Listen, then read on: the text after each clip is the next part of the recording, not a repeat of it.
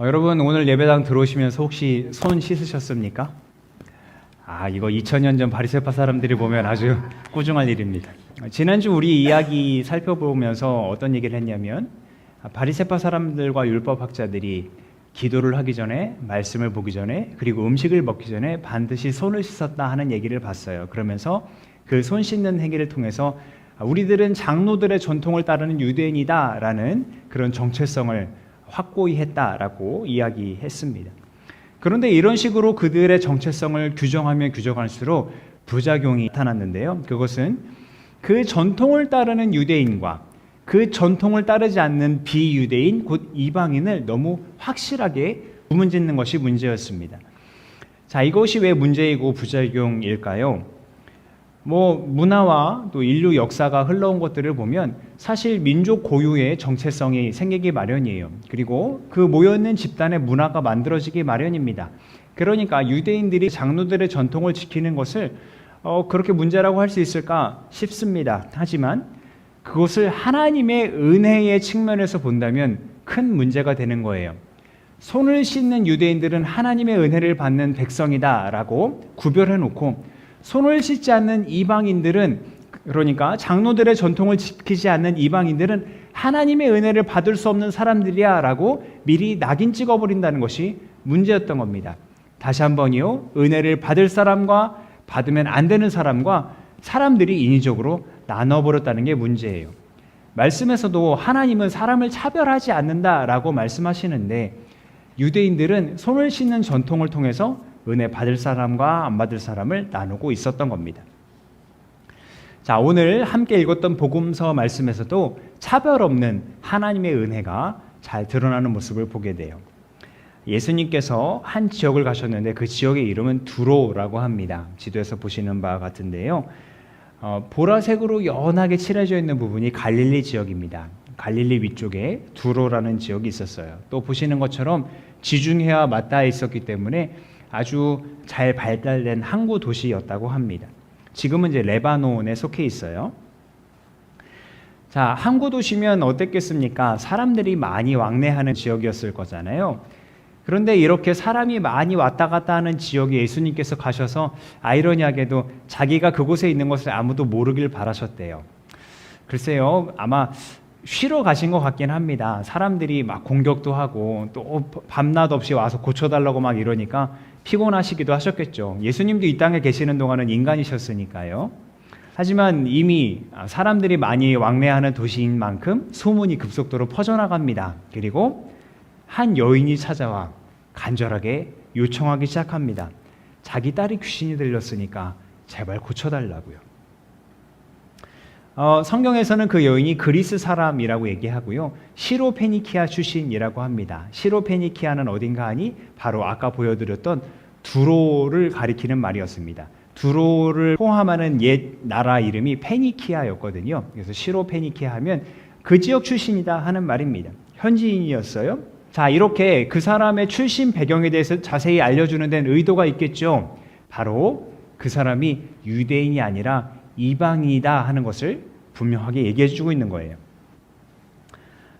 그런데 예수님 말씀에서도 그것이 잘 느껴져요. 보시면 예수님께서 제발 내 딸을 고쳐주십시오 라고 말하는 여인에게 자녀들이 먹어야 할 빵을 개들에게 주는 것이 옳지 않다라고 말씀하시는 거예요. 자, 여기서 말하는 자녀들이란 선택받은 민족 유대인들을 가리킵니다. 그들이 먹을 빵은 기적이나 표적을 통해서 일어날 은혜를 말합니다. 그러면 걔는 뭐겠어요? 이방인을 말하는 거였어요. 다시 말해서 이방인에게 베풀 기적이 없다, 이방인에게 베풀 표적과 은혜가 없다라고 말씀하시는 거예요. 그러니까 예수님의 이런 거친 표현은 우리를 당황스럽게 만듭니다. 예수님은 사랑의 주님이신데 모든 사람의 문제를 거뜬히 해결해 주시는 그런 구원자신데 아무리 그에게 간청하는 사람이 이방인이어도 그렇지 어떻게 개 취급을 할 수 있을까? 당혹스럽게 그지없습니다. 그리고 이 사람은 더군다나 자기 딸을 고쳐달라는 엄마잖아요. 이 간절한 모성을 어떻게 이렇게 무시할 수 있을까 싶습니다. 하지만 어머니는 위대하다라는 교훈이 여기서 다시 한번 증명이 되는데요.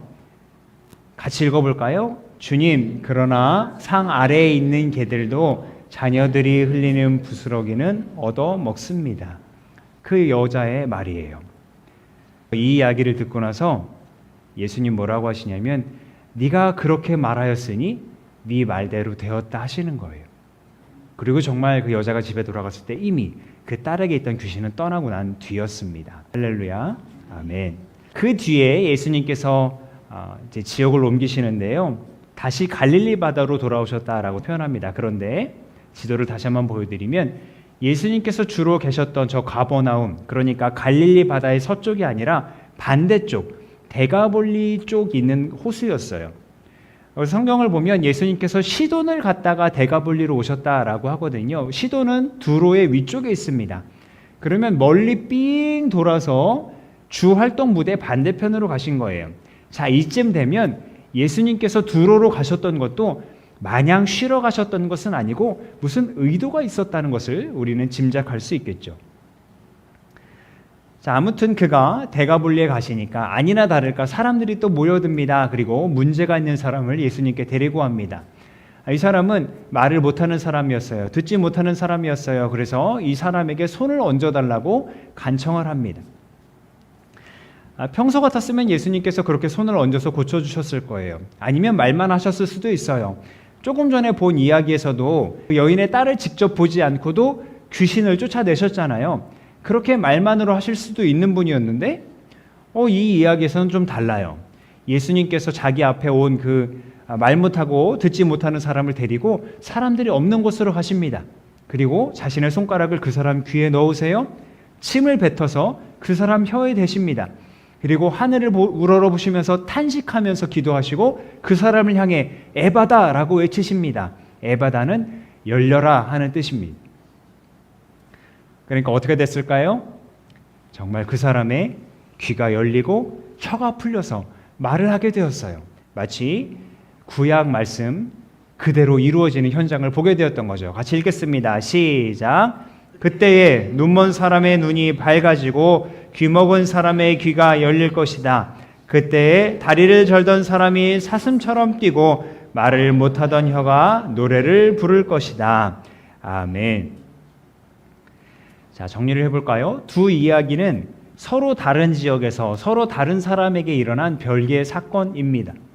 그러나 두 이야기의 공통점들을 찾아가다 보면 동일한 주제를 발견할 수 있어요. 귀신 들린 딸을 고쳐달라고 했던 여인을 만났던 지역은 두로였고요. 또 귀 먹고 말 못한 사람을 만났던 지역은 데가볼리였어요. 둘 다 이방 지역이었습니다. 유대인들이 거주하지 않는 지역이었고 예수님의 주 활동 무대도 아니었습니다. 유대 땅이 아닌 만큼, 특별히 갈릴리 땅이 아닌 만큼 저 두로와 데가볼리에 사는 사람들은 예수님을 만날 기회가 적었을 것이고 예수님께서 베푸시는 은혜를 경험할 기회도 적었을 거예요. 그런데 그런 그들에게 예수님이 직접 가신 거예요. 이방인이라 하는 그들을 만나러 예수님께서 직접 가신 거예요. 그리고 그들을 만나셔서 그들의 문제를 해결해 주셨어요. 다시 말해서 구원의 희망을 쉽사리 발견할 수 없는 그 땅에, 그 이방의 땅에 가셔서 구원의 빛을 비춰주시고 그들도 구원하는 메시아가 바로 나다라고 선포하신 겁니다. 마치 이 말씀처럼 말이죠. 이사야서의 말씀인데요. 나 주가 의를 이루려고 너를 불렀다. 내가 너의 손을 붙들어주고 너를 지켜주어서 너를 백성의 언약과 이방의 빛이 되게 할 것이니 네가 눈먼 사람의 눈을 뜨게 하고 감옥에 갇힌 사람을 이끌어내고 어두운 영창에 갇힌 이를 풀어줄 것이다. 아멘. 결국 바리새파 사람들과 율법학자들은 사람의 전통으로 하나님의 은혜를 제한하려고 했어요.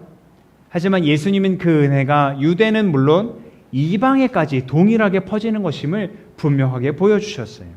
하나님의 구원은 손을 씻느냐 안 씻느냐로 결정되는 것이 아니라 유대인이냐 아니냐 하는 그 혈통이나 배경으로 결정되는 것이 아니고 간절히 찾는 누구에게나 임하는 것이라고 말씀해 주셨던 겁니다. 그래서 이방인의 사도였던 사도 바울도 이렇게 얘기를 해요. 이제 사도들 앞에서 예루살렘 교회 앞에서 증거하는 건데요. 하나님께서는 그들의 믿음을 보셔서, 이방인들이에요. 이방인들의 믿음을 보셔서 그들의 마음을 깨끗하게 하시고 우리와 그들 사이에 아무런 차별을 두지 않으셨습니다. 그런데 지금 여러분은 이제 유대인들을 향해 말하는 겁니다. 왜 우리 조상들이나 우리가 감당할 수 없던 멍에를 제자들의 목에 메워서 하나님을 시험하는 것입니까? 우리가 주 예수의 은혜로 구원을 얻고 그들도 꼭 마찬가지로 주 예수의 은혜로 구원을 얻는다고 우리는 믿습니다. 사도 바울이 얘기한 것처럼 동일하게 우리도 우리의 어떤 배경이나 출신이나 또 우리의 가진 것이나 우리가 이룬 것이나 우리의 겉모습과 상관없이 주 예수의 은혜로 구원을 받았습니다. 동의하십니까?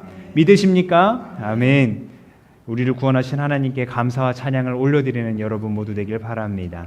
우리 말씀 같이 읽어볼까요? 시작. 나는 복음을 부끄러워하지 않습니다. 이 복음은 유대 사람을 비롯하여 그리스 사람에게 이르기까지 모든 믿는 사람을 구원하는 하나님의 능력입니다. 아멘. 그 차별 없는 은혜로 하나님은 우리를 구원하셨어요. 그 은혜가 우리에게 동일하게 임했는데, 그러면 그 놀라운 은혜를 받은 우리 어떻게 살아가야 될까요? 야고보서 말씀에서는 우리에게 차별 없는 은혜를 먼저 받은 자들로서 어떻게 살아가야 할 것인가 강력하게 요청하는데요. 조금 깁니다만 같이 읽어볼까요? 시작. 나의 형제자매 여러분, 여러분은 영광의 우리 주 예수 그리스도를 믿고 있으니 사람을 차별하여 대하지 마십시오. 바로 여러분은 서로 차별을 하고 나쁜 생각으로 남을 판단하는 사람이 된 것이 아니고 무엇이겠습니까? 사랑하는 형제자매 여러분, 들으십시오. 하나님께서는 세상에 가난한 사람을 택하셔서 믿음에 부유한 사람이 되게 하시고 하나님을 사랑하는 이들에게 약속하신 그 나라의 상속자가 되게 하시지 않았습니까? 여러분이 성경을 따라 내 이웃을 내 몸과 같이 사랑하라는 으뜸 가는 법을 지키면 잘하는 일입니다. 아멘. 우리가 주 예수 그리스도를 믿음으로 구원받는 은혜를 얻게 되었으니 우리 역시 그 은혜 받은 자답게 다른 사람을 대할 때도 우리가 겉모습으로 또 외모로 평가하고 차별하는 것이 아니라 주님께서 베풀었듯이 우리도 사랑과 자비로 그들을 대해야 할 줄 믿습니다. 그렇게 차별 없이 사랑으로 대할 때 그런 우리의 삶을 통해서 온 세상 사람들에게 차별 없는 구원의 은혜를 베푸시는 주님의 그 은혜와 사랑이 더 널리 증거될 것이고요. 주님께서 영광 받으실 것입니다. 기도하겠습니다.